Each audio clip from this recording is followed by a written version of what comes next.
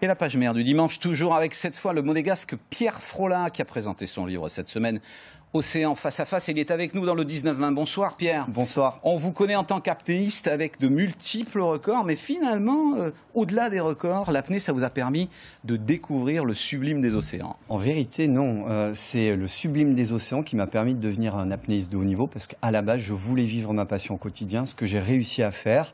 Et on va dire que mon parcours sportif, c'est plutôt un accident qu'autre chose.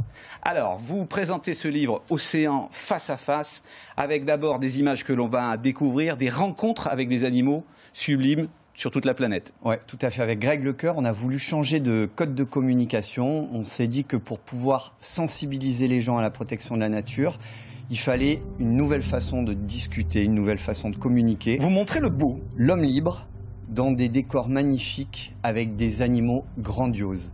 Je suis touché par les choses, je m'identifie à l'homme libre, j'aime, je protège. Alors c'est une autre façon de protéger la planète, une éducation en tout cas, parce que certains nous montrent des océans pleins de plastique, le réchauffement, etc. Et vous vous dites non, il faut montrer aussi le très beau pour qu'on garde le très beau, c'est ça? Il y a plusieurs choses à faire. On peut faire en sorte que les gens culpabilisent, on peut les moraliser, ou on peut simplement leur montrer des belles choses en espérant que la recette prenne d'elle-même.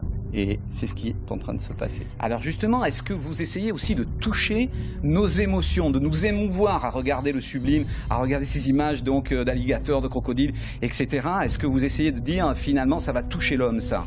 À partir du moment où les gens arrivent par transversalité à s'identifier à l'homme, ils vont comprendre qu'ils font partie d'un tout. On vit dans l'environnement. Il faut le protéger si on veut assurer notre propre pérennité. C'est aussi simple que ça. Alors on va voir aussi des photos donc maintenant qui sont dans le livre. Ça, vous les avez prises avec bien sûr des copains. C'est Greg Lecoeur qui prend les photos. Voilà, moi je ne suis que le modèle de Greg Lecoeur avec ses grands animaux. Et ce qui est vraiment important, c'est cette façon de communiquer qui est un peu nouvelle. Alors, la photographie, évidemment, et l'éducation aussi. Vous insistez là-dessus. Il faut que, finalement, les gens aillent sous l'eau, plongent, fassent de l'apnée pour découvrir tout ça. Je fais ma thérapie. Je dois tout à tout le monde. Le plus important pour moi, c'est la transmission et la transmissibilité. Depuis le début de ma carrière sportive, je dois tout à Claude Chapuis, Joseph Strazanti, Olivier Heuleux, Serge Vermillac. Des gens qui ont fait que mes objectifs sportifs puissent être atteints.